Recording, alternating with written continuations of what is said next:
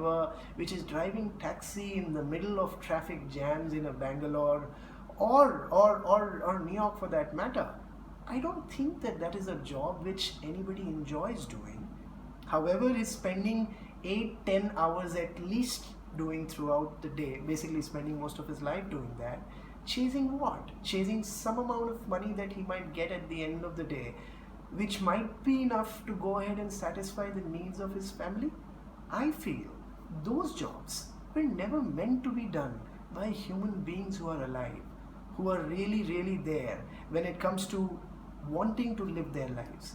People who live their life without an absolute sense of purpose in any kind, where they are running from paycheck to paycheck on a daily basis or an hourly basis or on a monthly basis. They're not human beings. I call them robots already. So if those jobs are taken away, I do understand that there's a dimension of understanding the economics of it, because they were at least earning money, but now that you take away that job, they would not be earning money at all. But I feel, and I'm a strong believer of this thing, that that way of earning money was actually more demeaning to them being alive in any way than adding a meaning to their life. Maybe once they know that, look, no longer is a boring mundane job of a driver, or no longer a mundane job of just going ahead and manufacturing certain things in a factory where you also start acting like a machine, is going to cut the ice. But they have to apply their head or their heart to go ahead and produce poetry, to go ahead and dance for ballets, to go ahead and work on a more complex problem. And again, thanks to access to skills that you can today have, all a guy needs is the knowledge of English.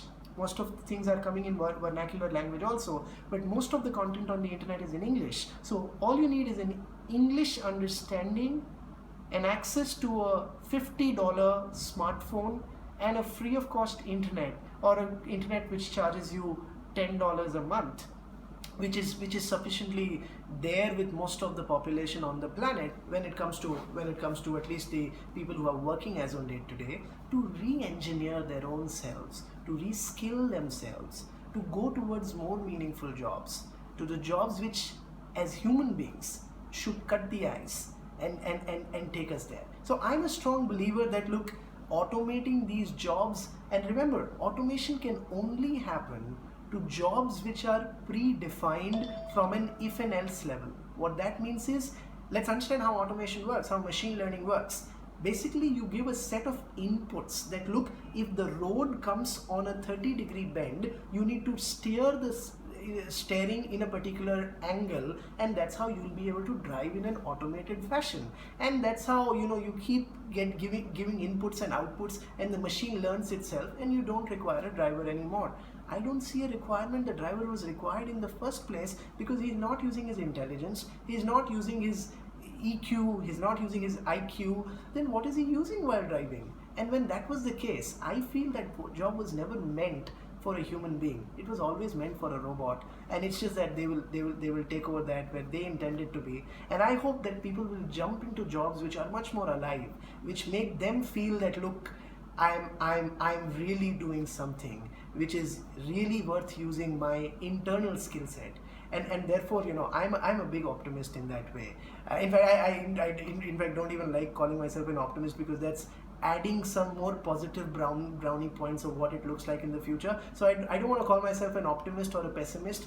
I just like being a realist, and I feel in real sense this will be a huge boon for the human race. Thank you so much, Saket. Thank you. We really appreciate your time, and your inputs will inspire thousands of members across the world. Thank you so much. Thank you for having me. It's absolutely a pleasure. Thank you. Thank you, Saket.